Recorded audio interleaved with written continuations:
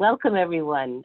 Thank you for joining us today, and really looking forward to this conversation to introduce national capacities, my apologies, NCAPA, the National Council for Asian Pacific Americans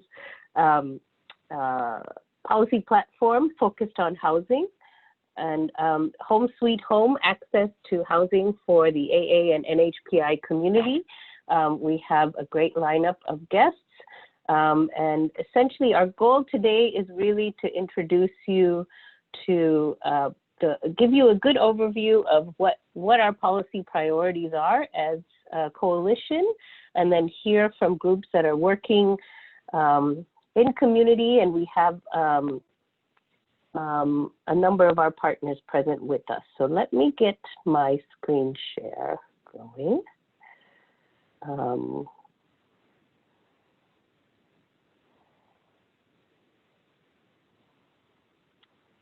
Okay.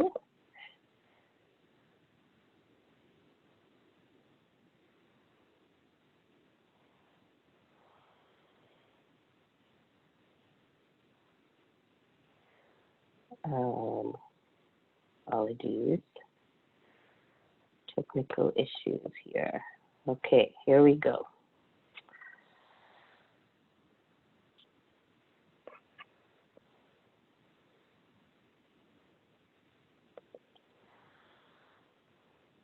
All right, are you able to see my screen? Yes, we are, Seema. Okay, great. Great. Okay, so NCAPA is, of course, a coalition of Asian American Pacific Islander organizations working nationally, and many of our partners in the coalition are part of what we call the Housing and Economic Justice Committee. So essentially our committee organizes our groups around housing and economic justice issues. Some of the groups that help to develop this part of the platform include National Capacity, ARIA, and APALA. So today we have folks from ARIA as well as National Capacity, and then we are also joined by Aneta Sicharan from Chaya CDC. So Anjan Chaudhary is the Director of Community Empowerment with National Capacity. Moni Nap is the Policy Chair of ARIA's Policy Committee, and Aneta Sicharan is the Executive Director of Chaya CDC. So welcome, everyone. And thank you so much for being here. We're excited to be part of the release of this important platform as we move into the general election season. So just to give you a quick overview of the platform and what it includes, it's a long document. You know, we in this section of the platform, we really cover a range of issues that are really focused on the housing and economic justice needs of Asian Americans, Native Hawaiians, and Pacific Islanders. So we cover issues from language access, homeownership needs, GSE reform, as well as access to credit. We also look at issues related to housing and community development, the dire need for increased resources for that work. You know, in the midst of this pandemic, in addition to the number of challenges it has created, it has also created a number of opportunities we foresee, and we want to also focus on some of those issues. Thriving communities, opportunity zones, small business ownership, really those issue areas are focused on how do we envision our neighborhoods moving forward, and what can we do to improve quality of life for APIs, and then of course issues of tenant rights and creation of more affordable housing. Many of the mechanisms are more local in terms of policy issues, but we want to look at what are some of the things we can put in place on the national level during this time. So with that, I want to invite Anjan Chaudhary from National Capacity to share some of the renter-related pieces of the platform. Ranjan? Great, thanks so much, Seema. Are you able to click on the present button on the top right? There are a couple of folks saying they couldn't see fully. Great. Oh, thanks so much. So thanks everybody. My name is Anjan Chaudhary. I'm the Director of Community Empowerment at the National Coalition for Asian Pacific American Community Development. My pronouns are he and him and they and them. I am one of the co-chairs of the Housing and Economic Justice Committee at NCAPA, along with our friends at the Asian Pacific American Labor Alliance. They're doing another session at 7 p.m. Eastern today. So definitely check that out as well. Seema, can you go to the next slide?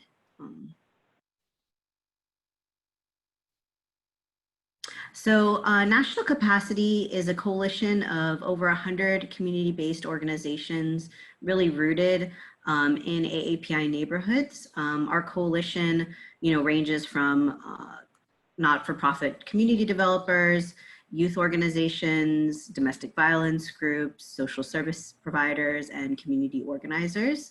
And as you can see, we're located across the country. Next slide. And what we share in common and our vision as a coalition is really rooted in a vision of economic and social justice. We envision a world in which AAPI neighborhoods and communities can thrive. Next slide. So, as we're talking about housing, home sweet home, really at the root of issues of housing is thinking about economic justice for AAPI communities. There's this idea of the model minority myth. So a lot of people assume that all Asian Americans and Pacific Islanders are well off. But that just simply isn't true. And the model minority myth is dangerous for several reasons. One is that it invisibilizes economic need that AAPIs have. So as you can see from this infographic, our communities are actually the fastest growing poverty population. That's what this demonstrates. And if you can go to the next slide,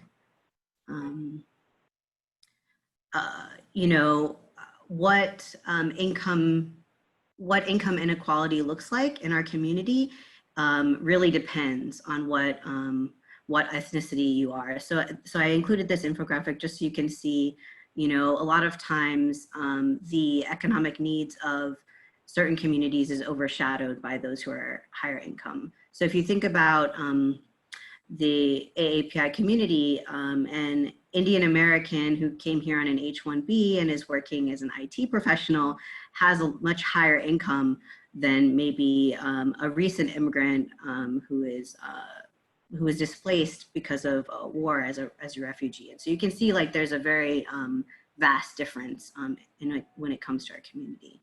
And of course, as we're talking about racial equity in particular right now, the model minority myth is not only damaging to our communities, but it also perpetuates this idea of, AAPIs as a wedge, and that, and also is damaging to Black communities and Latinx communities, because it perpetuates the idea that our communities were able to earn wealth by working hard, and that's just simply not true. A lot of times, income inequality has a lot to do with how people came to this country and other circumstances. So can we go to the next slide? This is also just to talk about, as we're talking about Native Hawaiians and Pacific Islanders on this presentation, I wanted to also just name that combining AA and PI can be problematic because, as you can see, when it comes to economic justice issues, our communities are very different. And so as you can see, on average, the Asian American community is wealthier than the Pacific Islander community. So I wanted to uplift that here as well. Next slide. So as we are thinking about housing as an issue, national capacity is really focused on the needs of low-income AAPIs, those who are living in poverty. And so we did some research, and what we found was that close to 2/3 of low-income AAPIs are living in the most expensive housing markets in the country. And that's a rate that's nearly double that of the national poverty population on average. So when we talk about the most vulnerable members of our community who are already invisible, we're also dealing with extremely high housing costs. So as you can see, some of the cities that we're living in are places like the New York metropolitan area. Annetta's going to talk some about that now. LA, San Francisco, really expensive in terms of both rental housing and homeownership. And so really that's why our platform is very focused on the issue of housing affordability in particular. Oh, sorry, next slide.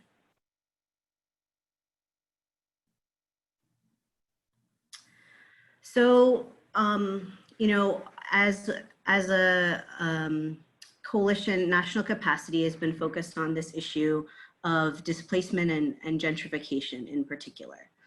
And so gentrification, as a word, sometimes has different connotations. Generally, it's associated with an increase in cost of living in a neighborhood. And some people often think that, and assume wrongly, that gentrification is a good thing because there are sometimes surface level improvements that happen in a neighborhood. For example, there might be new parks or new amenities, new businesses that are created as part of the gentrification process. But our analysis has found that these surface level improvements in a community often don't improve the quality of life for low-income communities and people of color who have lived in these neighborhoods for a long time.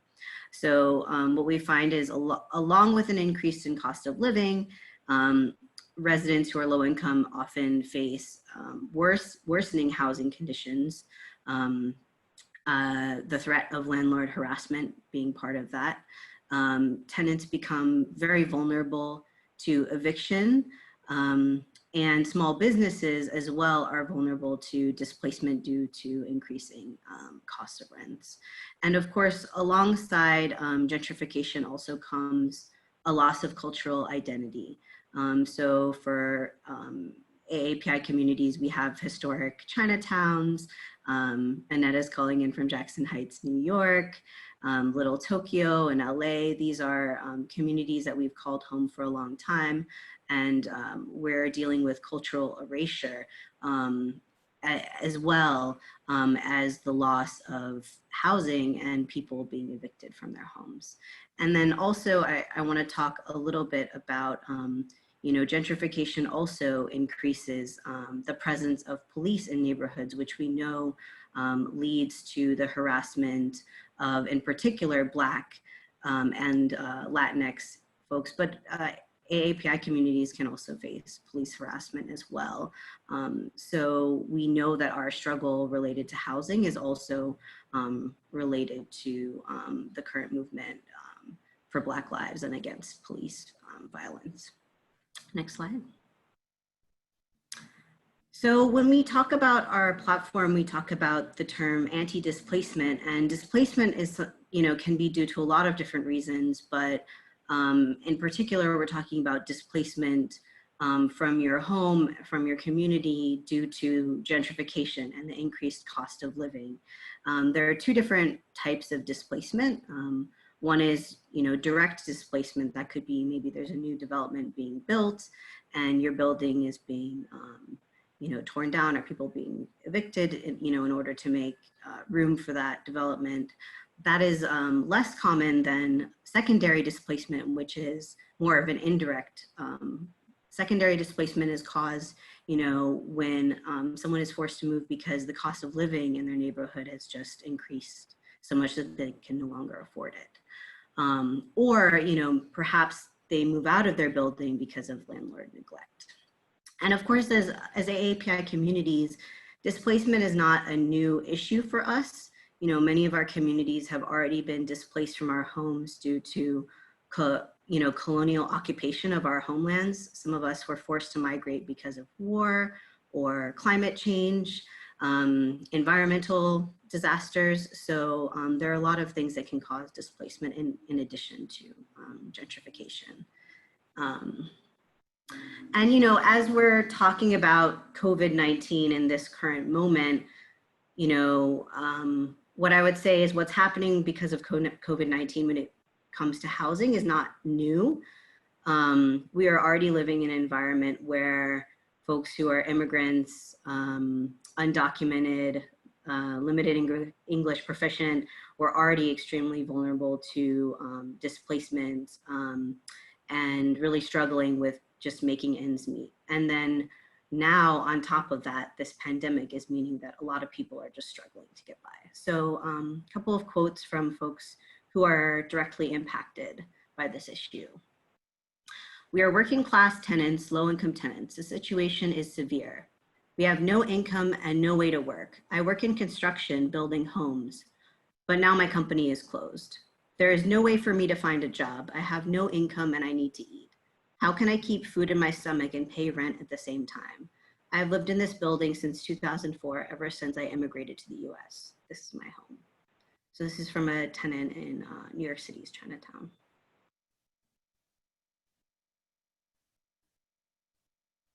And one more story from San Jose, California. I rent a house from a small landlord up in the hills in San Jose, California. Last month, we had a whole debate with our landlord whether they could lower our rent due to the pandemic. And like all landlords, they said the bank was the only one they had to pay the mortgage to. We technically live in an unincorporated area of the county, even though our address says San Jose. So the city of San Jose's eviction moratorium won't protect us.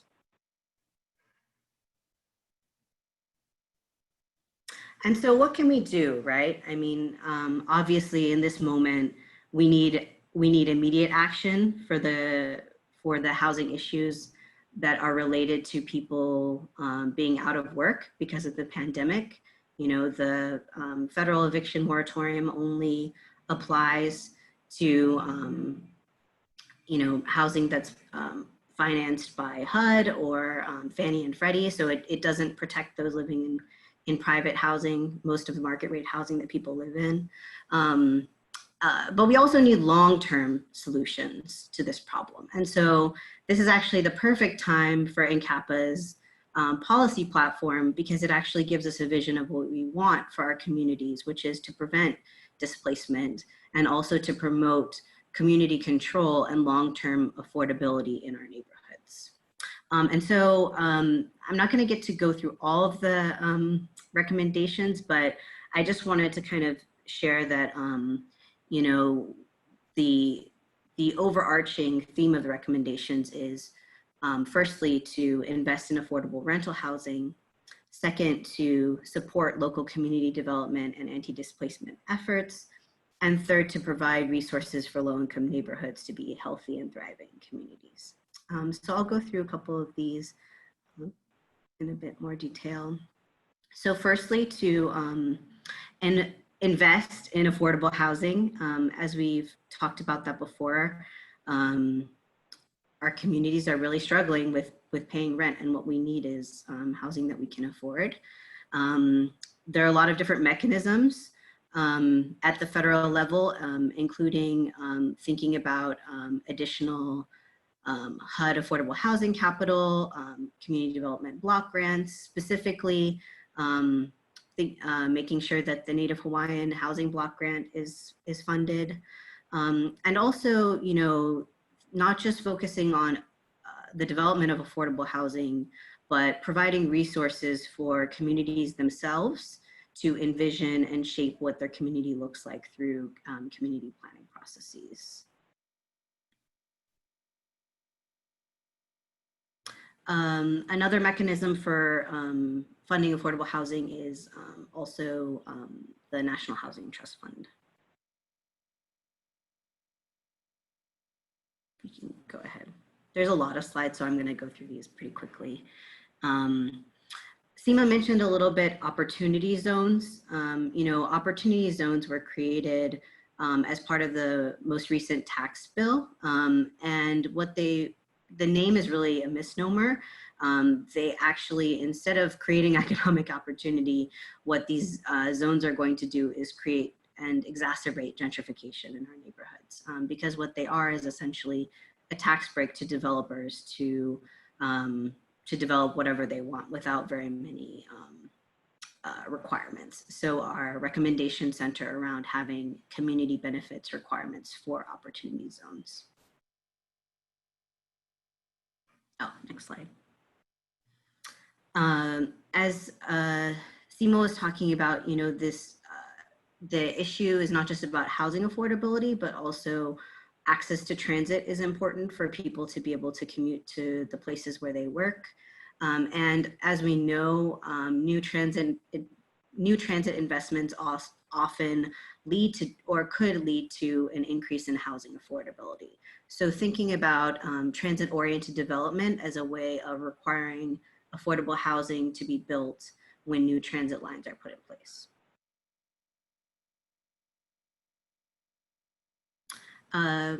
Related to this is the establishment of federal inclusionary zoning. This has already been a very successful policy at the local level, but currently nothing exists at the federal level. Inclusionary zoning would require affordable housing to be built, as well as other community benefits such as space for nonprofits, and other businesses that serve the community interest.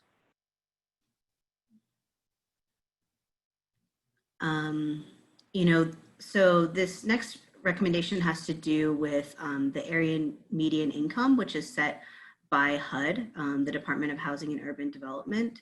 So because this is set at the national level, it really has a huge impact at the local level, where cities, I believe, I don't have the platform in front of me, but basically in New York City, it's actually set using all 5 boroughs as well as 2 counties in Long Island. And so the area median income of New York City is just much higher than if you're looking at a local median income such as Chinatown.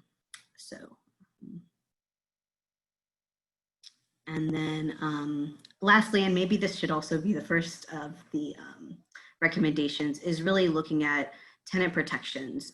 So tenant protections are normally done at the local level, but thinking about what mechanisms can we have at the federal level for making sure that tenants are not evicted from the places where they call home.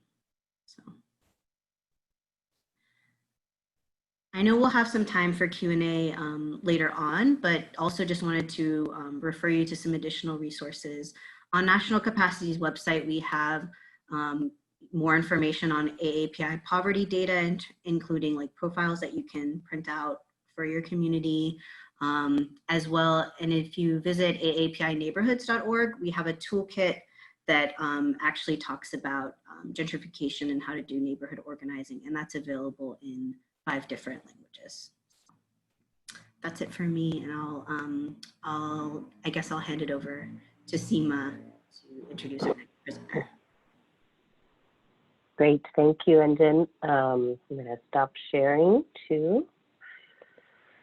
So next we'll hear from Moni Knopp with Asian American Real Estate Association. Moni?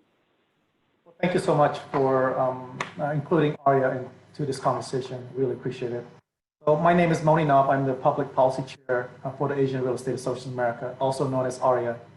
A big part of our mission is to focus on legislative priorities to help increase our community's home ownership rate.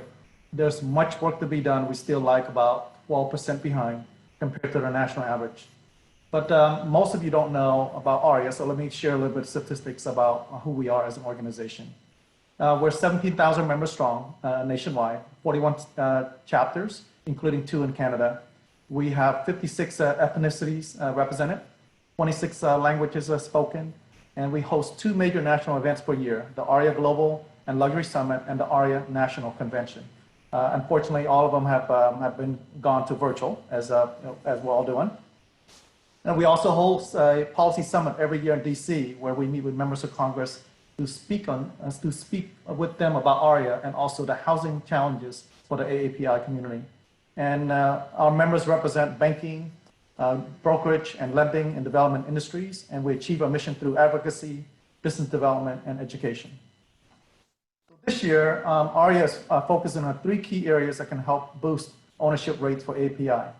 We're advocating for alternative credit, score modeling as supported by the Honorable Al Green in his HR 123 bill, language access so our community members can better understand the home buying process, and the third is the preservation of the 30-year conventional loan where GSEs are restructured. And just so you know, 92% of AAPI use the 30-year conventional loan in comparison to 8% with the FHA or the VA loans. Personally, I'm very passionate about ownership and the fight for this right. The reason being is that I'm an immigrant from the killing fields of Cambodia. For many years during my childhood, I had to live in a shack with 4 stilts above ground, with grass roof, with no water or electricity, and having to go to bed hungry every night. We rented an apartment the entire time after we arrived at the United States in 1983, and until I became a police officer 11 years later, where I was the first one in my family to own a home. I believe, and so does ARIA, believe that having a home as a shelter is the basic of human rights, and yet not everyone has the home to go to, which is also why I became a realtor as a second career after 17 years as a police officer in my city of Livermore, California. At ARIA, we strongly believe that home ownership is the path to helping our community members and every American to be financially and economically sustainable. Thank you.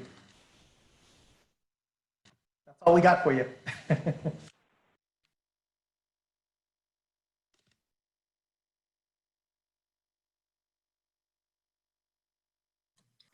Seema, I'm having trouble hearing you. Sorry, thank you. A lot of technical issues. Okay, so our final speaker will be Aneta Citran, Executive Director of CHAYA CDC. Aneta? Hi, good evening, everybody. Thank you, Seema, thank you, Anjan, and others for inviting CHAYA to be part of this panel. I also want to congratulate NCAPA for a really great piece of work. It's just hearing it all, it's really music to my ears, and it really feels like it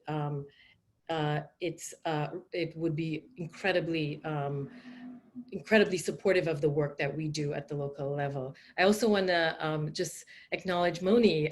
Your story is so amazing and inspiring. So it's an honor to be here with you.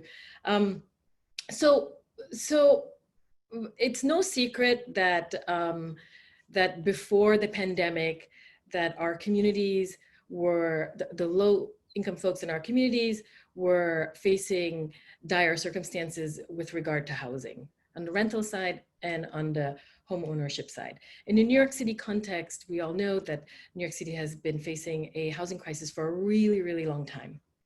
CHAYA, as Anjan mentioned earlier, CHAYA is based in Jackson Heights, and we've witnessed in the time that we've been there how gentrification has pretty much displaced our communities in that locality, and the sort of repercussions of that.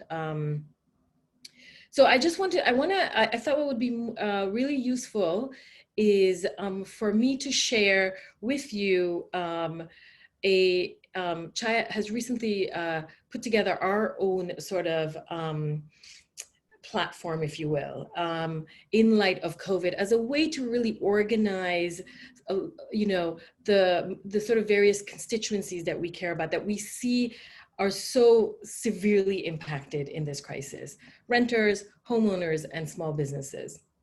Let me just say first a quick second, why small businesses? We've estimated that about 30% of our community is self-employed. So small businesses is like critical. The sort of stability of small businesses in this crisis is absolutely critical. And we know that gentrification, rising cost of rents, has a direct impact on businesses being able to stay where they are, to carry on. And we're seeing now with the pandemic, the risk of many of those businesses not ever coming back, and thereby changing our communities forever, right? So if you take Jackson Heights, for example, small businesses were already pressured, and now with the pandemic, business owners' incomes have come to a grinding halt. The many individuals who they employed have also lost incomes. How can they ever come back? With all of that in mind, we created the Secure Our Homes policy platform, and we start off by sort of with this very basic principle, which Moni also mentioned, which is housing is a human right. And so if we sort of, start with that, we also want to remind ourselves that the way the pandemic played out and is playing out in the lives of our communities very much has to do with their housing conditions. Overcrowded homes led to spread. There were situations where folks couldn't quarantine. So it is very much a personal health issue, public health issue, and of course, an economic and financial issue for our community members as well as our society at large. So, and then, I mentioned the small business piece of all this. So we've come up with a holistic set of principles that I want to walk you through. Let's start with the property owners. We are seeing that many, it's just to sort of share with folks who may not know, one of CHAYA's signature programs is our first-time home buyer program. And we get hundreds and hundreds of people every year who come to us with the aspiration of owning their own home. In fact, for example, last year we had 800 people who came to our first-time home buyer fair. And we really see this as such an important part of our work and to create a housing stability in our communities. But many of the homeowners whom we've helped over the years are now facing a threat of foreclosures. Many have also lost incomes. Many are, within the moderate income, low to moderate income level categories, and are also very much at risk. So we know that there was a mortgage forbearance program available to some folks, but that has also led to trouble for many with a projected balloon payment that folks who haven't been working and who have no prospects for work, or who may have lost income from their tenant, it's really going to be almost an impossible ask for them to be able to repay and to pay any mortgage at the end of this. So one of the first sort of asks we have is that there be a mortgage forgiveness, and that this can be done through a debt write-down by lenders, which can apply to interest payments and ultimately maintaining full payments on principal, but which will represent a marginal cost to the lenders over the long term. We also ask for a suspension of property taxes. That's a big hit that many folks, and often the thing that could trigger a foreclosure crisis for folks. Suspension of utilities, tax liens, and we know that in our communities and in certain housing markets, many of our folks are able to carry their mortgages because they bank on an income of either a basement or a second unit on their property. So with that in mind, we also want to figure out how they can be helped, right, in this. So we are asking for a small landlord assistance fund. On the tenant side, we've talked a lot about the rent issue. Again, the rent issue that was in expensive housing markets. Anjan mentioned that 2/3 of our community live in the most expensive housing market. We've certainly seen that here in New York City, and that comes with that comes incredibly high rents. And so that was pre-pandemic, and now we have the pandemic issue. So we're asking for just rent forgiveness. There absolutely has to be a program to help people pay their arrears. Otherwise, we in New York City will have a catastrophic housing crisis. I mean, it was bad to be, before the pandemic, and now it stands to be catastrophic without some real rent forgiveness for those folks who have not been able to pay their rent. And while we don't have exact numbers in our communities, but large swaths of the folks that we work with are in that situation where they have not been able to pay rent. Again, I mentioned suspension of utilities in the homeownership side, and then an eviction moratorium. In New York State, we have an eviction moratorium until August 20th, but many of our folks, we can't imagine that they'll be back at work and able to pay rent before then, or even for months following August 20th. On the small business side, I discussed the threat facing small businesses.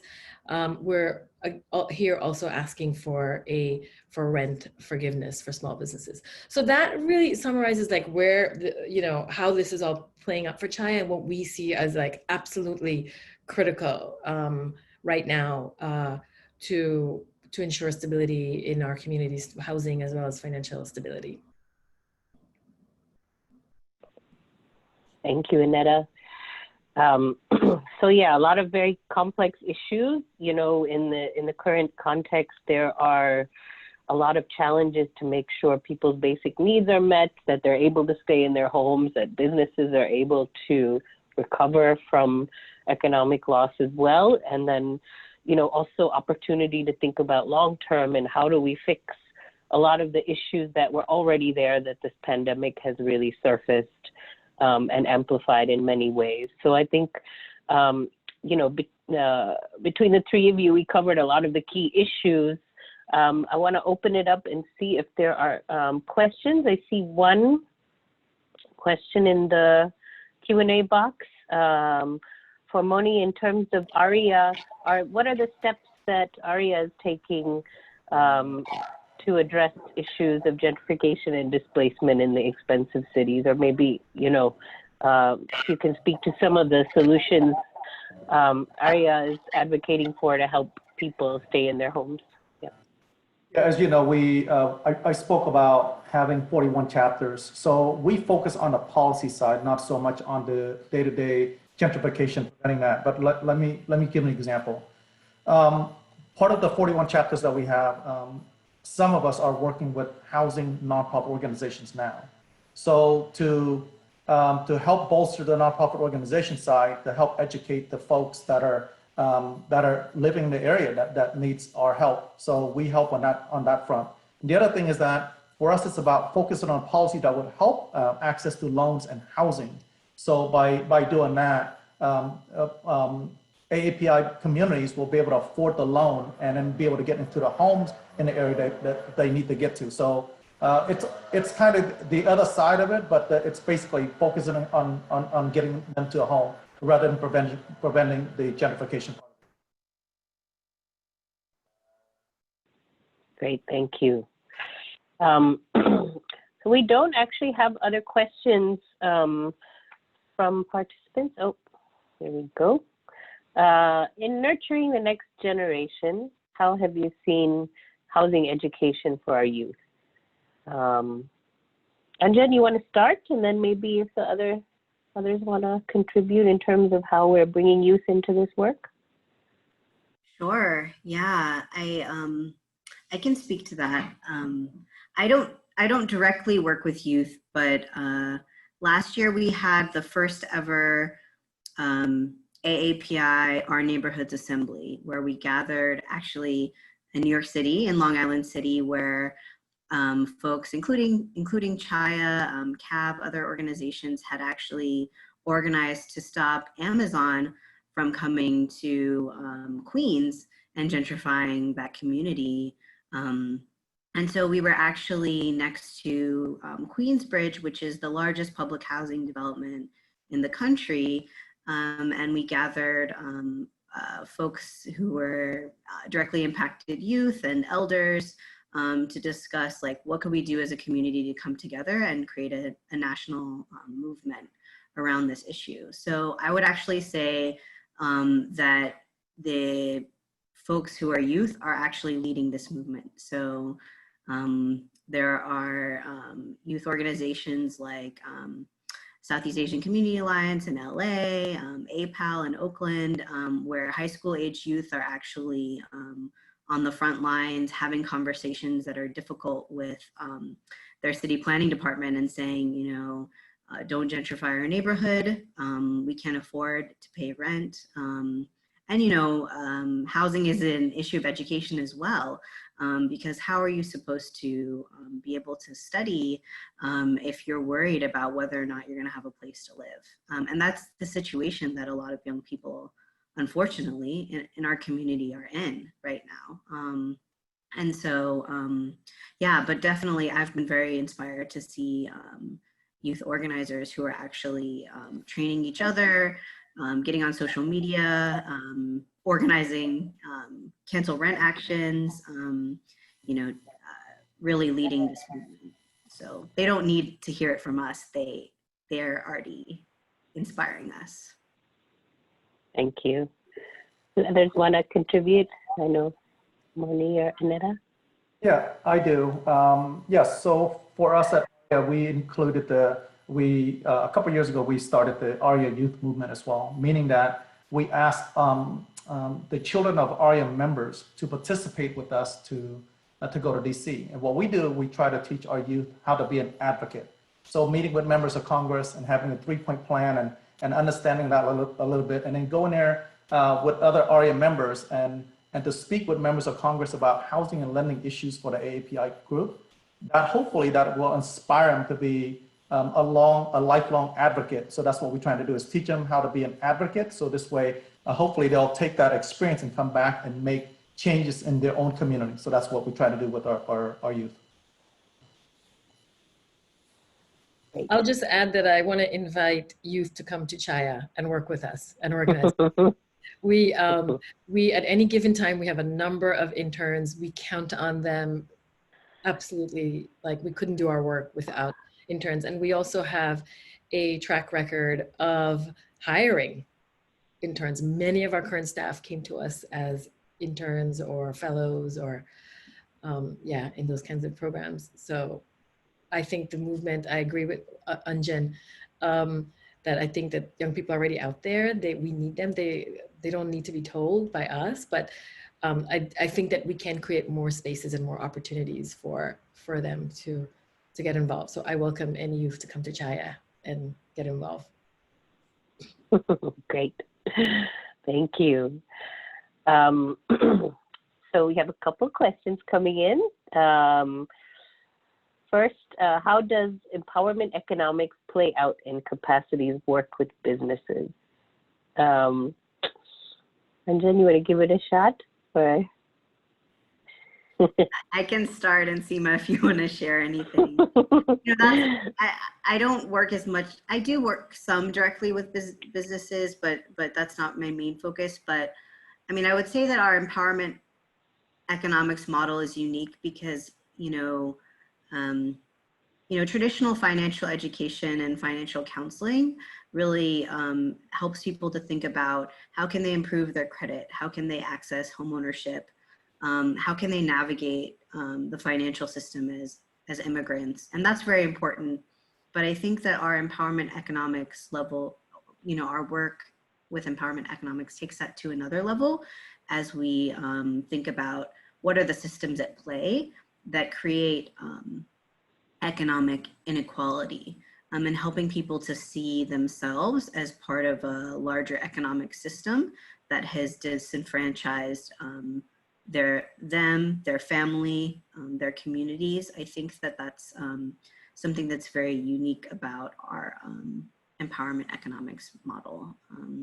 And then I think for small businesses, I didn't touch as much on the recommendations for small business, but I think that, as Aneta said, the relationship between small businesses and residents in a community is very symbiotic. Without having the same residents who live in a community are the people who buy from those businesses, are the people who work at those businesses. And when they're displaced, the businesses also struggle. And so when we're talking, and similarly, when residents are living in a community and the businesses that they rely on are displaced, and a new business comes in, that means that they're no longer able to pay, they're not able to pay for groceries at the new business that has come in and taken away the bodega that was there before, right? So that relationship was already there, and on both sides, folks are being impacted. And so there have been a lot of, you know, I think what has also been very heartening is to see that groups who were doing tenant organizing are now doing commercial tenant organizing. And Netta, I'm sure you can talk more about this than me, but you know, business owners are renters too, in New York at least, not everywhere, but. Great, thank you. Annetta, you want to add to that before I? Yeah, so what I'll say is that, so we start with people's immediate needs, right? If we can help somebody build their credit score, we'll do that, right? If we can help somebody understand how the system works, how they can get a loan for their business, we'll do that. But it doesn't stop there. Everything we do is about shifting the way things work. And so while in our small business program, for example, we have a commercial rental lease assistance program to help folks kind of to provide the legal assistance to homeowners to be able to, you know, negotiate with their landlords and understand their rights and all of that. But at the same time, so we look at that more holistically, right? How do we shift the agenda and shift how the city and the state thinks about commercial tenants? And what are the sort of policy changes that need to be in place to ensure that businesses are not displaced? And so for us, that's what it looks like, at least in the small business space. Yep. Okay, thank you. Okay, I think, Moni, this next question you can kick us off with. What are your thoughts on the demographics of real estate agents? Do you think AAPIs have enough representation? How can we improve it? Yeah, so I'm fortunate to live in California, and California has a lot of representation in real estate, being realtors from the AAPI community. However, I don't know how other parts of the world of our countries like, but let me just address it from the ARIA side. We are huge into education. For example, when we host the Global and Luxury Summit and then also the National Convention, usually we have about 800 to 1,200 AAPI realtors and professionals from around the country, including the world as well. So that's quite a bit. And what we do is we help our members become the best professional that they can be. We hope that when they do that, they take that voice that they have, all the learning opportunities that they have, take all that knowledge with them, and then to advocate for more of us to join together. And it's so important right now, as you can see, we have to join different organizations, just like what we're doing right now, just to have a voice. Because when you go to Washington, D.C., you don't have that unless you have a big organization to back you. But we could absolutely see more and have more in the industry. But I'm fortunate in California that we have that, but I'm not sure about other communities. I would rather go towards asking for more. I'd love to see more. I think it's great. It's a great business, first of all. Great, thank you. Okay, I mean, with that, I think we can give everyone a chance to make final remarks. I guess, some of the things that I just want to, frame are, when it comes to policies on the federal level, we have seen policies put in place and resources distributed at a level we have not seen in a very long time in the last few months. So it really does open up what the possibilities are, you know, where we really see people on both sides of the aisle coming together to really make sure that resources are made available for this recovery. But very often those at the very low end of the economic spectrum, those with limited English proficiency, are being left out, you know? And so we know it's possible to make things happen. How do we make sure that our communities are not just included, but prioritized in public policies as they're put in place? You know, so some of the things that we're really pushing for are community accountability, you know, where possible, where federal resources are invested, we need to make sure that those resources are invested in a way that is accountable to existing residents and businesses. You know, in many cases, shifting resources to the state level is the solution, but it is not the solution across the country because not all states function the same. And so what we need are some baseline protections for tenants, homeowners, and small businesses. So I think, you know, putting those baseline protections in place and then also shifting where it makes sense on the local level. And then also reimagining what does, you know, we have been saying we don't just want a recovery. We don't want to go back to the way things were. So how do we reimagine a future for this country, and what would those policies look like? You know, some of the policies that we have in this platform are starting points, but we're really hoping this is just the beginning of some opportunities to reimagine what federal policies could look like that are more equitable and inclusive of our communities and other communities of color as well. So we have a few more minutes. I want to ask each of you if you want to share some closing thoughts, and then we'll close out. Anjan, you want to start? 2 minutes. Closing remarks. You know, I don't know what to say. I think that Annetta actually really underscored the community need right now. And I think that that was really important. You know, one thing I want to say is like as you said, Seema, this policy platform was put together 6 months ago. And to add to what you said, I think we are actually in a place where we are able to really envision what does housing as a human right look like as policy. And so, as you said, this is really a starting point for that conversation, and really excited. Thank you so much to NCAPA for giving us a platform to have these conversations and to move this work federally. And I'm excited to see what happens next. Great. Thank you. Moni, you want to go next? Yes, thank you so much, NCAPA, for including us again as our members and part of this group. This is a great platform to have this conversation.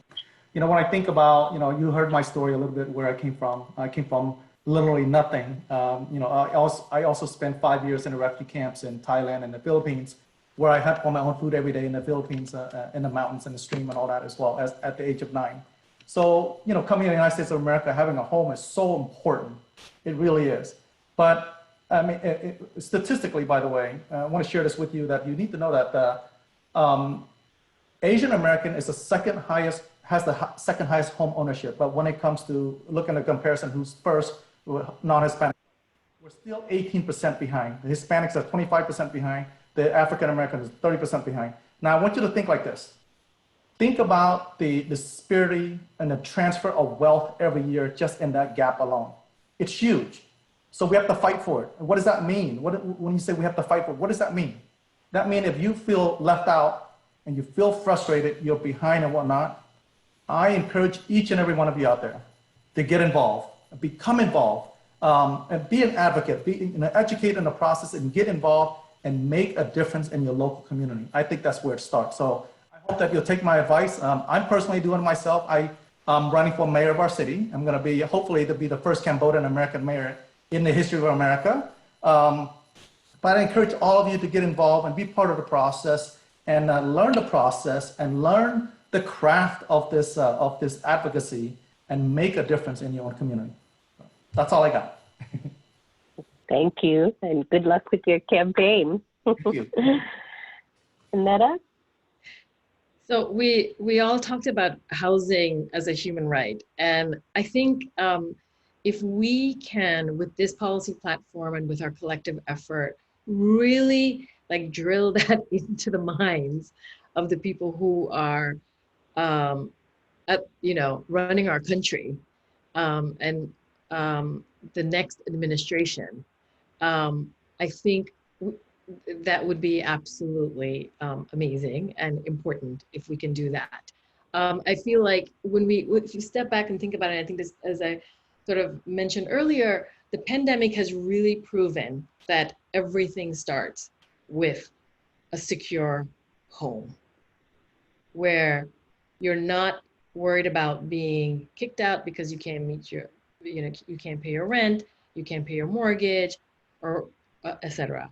Your utility bills, etc. And so I think that I really applaud NCAPA for the work and the really great policy ideas in the platform. And I really want to just say that we have to make this an absolute priority, because I think everything else we care about will be unachievable without housing stability in our communities. And I mean, what we're seeing play out in New York City is truly a catastrophe in the making, on the homeownership side, on the renter side. It's a massive, massive, like crisis. And so I think we've just got to like bring it back, to this. And I'm glad that you've got some concrete recommendations, but I think we have to really lead with this idea of housing as a human right, and that this country really needs to finally sort of, own that.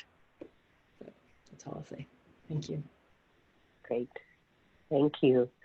So thank you, everyone, for an excellent conversation. We're excited about rolling out this platform and for the town hall coming up on Saturday. So thank you for all your thoughts and all the great work you're doing. And thank you to NCAPA for hosting us.